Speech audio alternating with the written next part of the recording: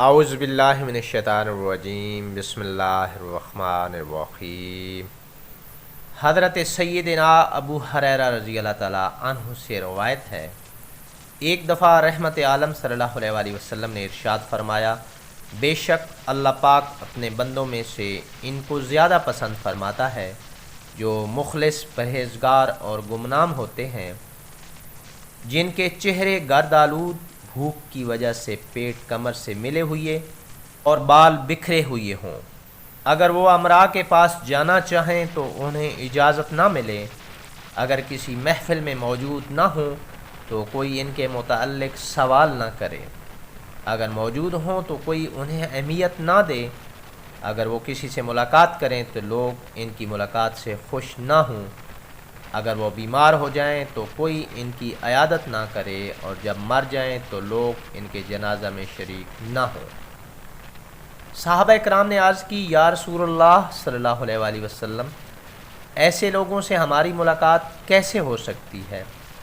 آپ صلی اللہ علیہ وآلہ وسلم نے ارشاد فرمایا، اویس کرنی انہی لوگوں میں سے ہیں۔ صحابہ کرام نے عرض کی، یا رسول اللہ، اویس کرنی کون ہیں؟ آپ صلی اللہ علیہ وآلہ وسلم نے ارشاد فرمایا، اس کا قد درمیانہ، سینہ چوڑا، رنگ شدید گندمی، داڑھی سینہ تک پھیلی ہوئی، اس کی نگاہیں جھکی جھکی، اپنے سیدھے ہاتھ کو الٹے ہاتھ پر رکھ کر قرآن پاک کی تلاوت کرتا ہے، زار و قطار رونے والا ہے، اس کے پاس 2 چادریں ہیں، ایک بچھانے کے لیے اور ایک اوڑھنے کے لیے۔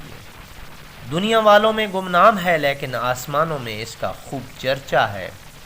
اگر وہ کسی بات پر اللہ پاک کی قسم کھا لے تو اللہ پاک ضرور اس قسم کو پوری فرماتے ہیں۔ اس کے سیدھے کندھے کے نیچے سفید نشان ہے۔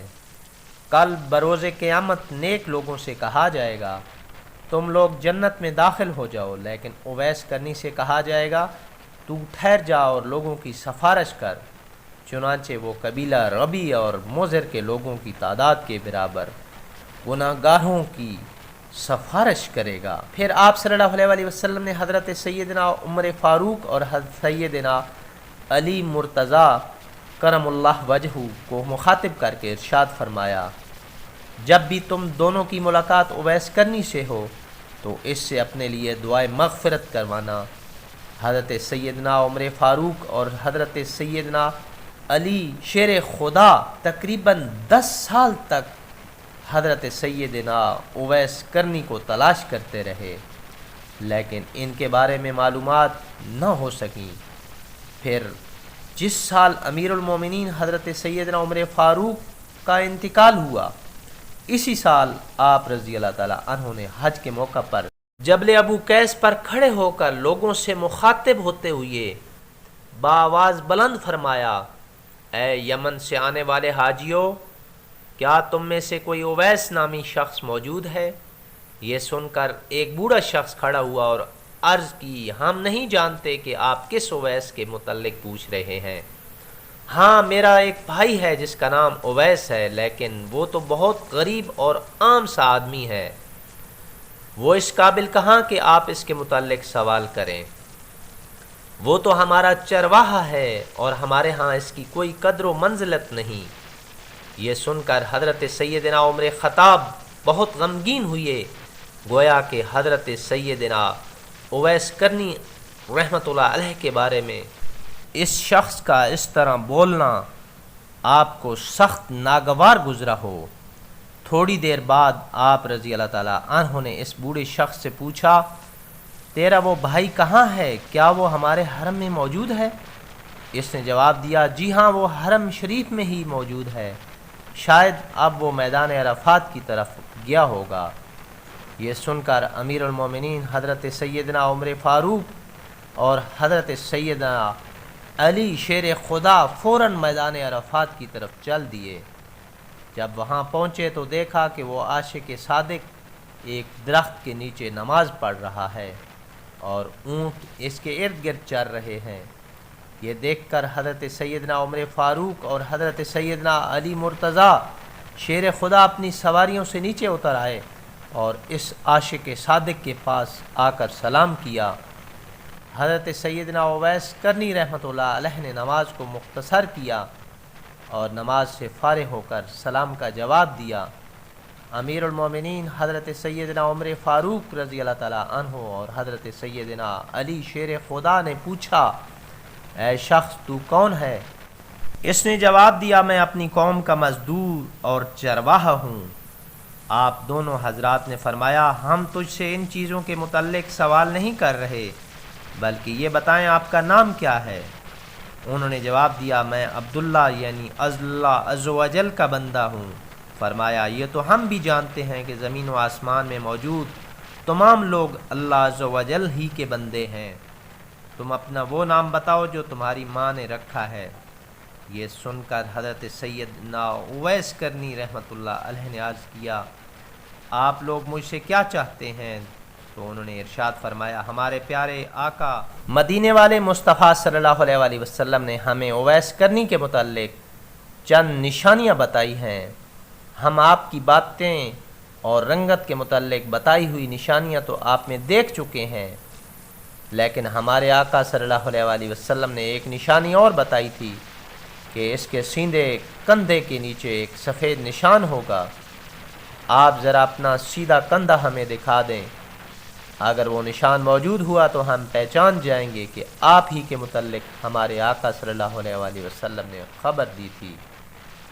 یہ سن کر حضرت سیدنا اویس کرنی رحمۃ اللہ علیہ نے اپنے کندھے سے چادر ہٹائی تو آپ کے مبارک کندھے کے نیچے سفید نشان موجود تھا۔ نشان دیکھتے ہی دونوں صحابہ رضوان اللہ اجمعین نے حضرت سیدنا اویس کرنی کو بوسہ دیا اور فرمایا، ہم گواہی دیتے ہیں کہ تم ہی وہ اویس ہو جس کے متعلق ہمیں ہمارے پیارے نبی صلی اللہ علیہ وسلم نے خبر دی تھی۔ اللہ پاک آپ پر رحم فرمائے، آپ رحمت اللہ ہمارے لیے مغفرت کی دعا فرمائیں۔ یہ سن کر حضرت اویس کرنی نے عرض کی، میں نہ تو صرف اپنے لیے استغفار کرتا ہوں بلکہ میں تو ہر مومن مرد و عورت کے لیے استغفار کرتا ہوں۔ آپ لوگوں کو میں نے اپنے متعلق تو بتا ہی دیا ہے، اب آپ اپنے متعلق بتائیں کہ آپ کون ہیں۔ حضرت سیدنا علی شیر خدا نے یہ سن کر جواب دیا، یہ امیر المومنین حضرت عمر فاروق رضی اللہ تعالیٰ عنہ ہیں اور میں علی بن ابو طالب ہوں۔ یہ سنتے ہی حضرت سیدنا اویس کرنی رحمۃ اللہ علیہ بادب کھڑے ہو گئے اور عرض کی، اے امیر المومنین، اللہ پاک آپ کو سلامت رکھے اور آپ کو جزائے خیر عطا فرمائے، کاش تجھے تیری ماں نے جنا ہی نہ ہوتا۔ یہ سن کر امیر المومنین حضرت سیدنا عمر بن خطاب رضی اللہ تعالیٰ عنہ نے فرمایا، اللہ پاک آپ پر بھی رحم فرمائے، آپ اسی مقام پر میرا انتظار فرمائیں تاکہ میں آپ کے لیے مکہ مکرمہ سے کچھ چیزیں خرید کر لے آؤں اور کچھ کپڑے وغیرہ لے آؤں، آپ مجھے یہیں ملنا۔ آپ رحمت اللہ علیہ نے عرض کی، حضور آپ تکلف نہ فرمائیں، شاید آج کے بعد میں آپ کی زیارت نہ کر سکوں گا، اور ویسے بھی میں کپڑوں اور پیسوں کا کیا کروں گا؟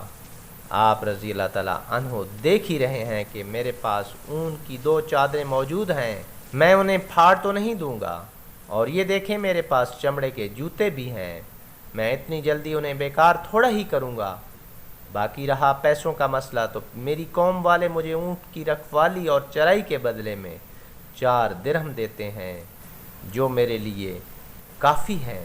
اے امیر المومنین، میرے اور آپ کے سامنے ایک تنگ اور دشوار گزار کھائی ہے جسے صرف کمزور اور ضعیف لوگ ہی عبور کر سکیں گے، بس ہو سکے تو اپنے آپ کو ہلکا کر لیں، اللہ پاک آپ پر رحم و کرم فرمائے۔ یہ سن کر حضرت سیدنا عمر خطاب نے اپنا درہ زمین پر مارا اور فرمایا، اے عمر، کاش تجھے تیری ماں نے جنا ہی نہ ہوتا، کاش وہ بانجھ ہوتی۔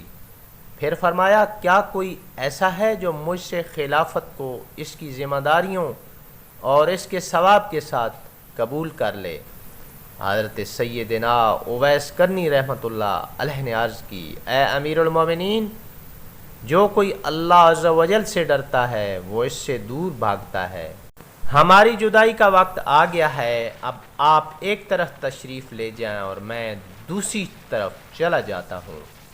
چنانچہ امیر المومنین حضرت سیدنا عمر فاروق رضی اللہ تعالیٰ عنہ اور حضرت سیدنا علی شیر خدا مکہ مکرمہ کی طرف تشریف لے گئے، اور آپ رحمۃ اللہ علیہ اونٹوں کو لے کر دوسری طرف چل دیے اور اونٹوں کو قوم کے حوالے کر دیا۔ پھر سب کام چھوڑ کر صرف اللہ عز و جل کی عبادت میں مشغول ہو گئے اور بالآخر اپنے خالق حقیقی سے جا ملے۔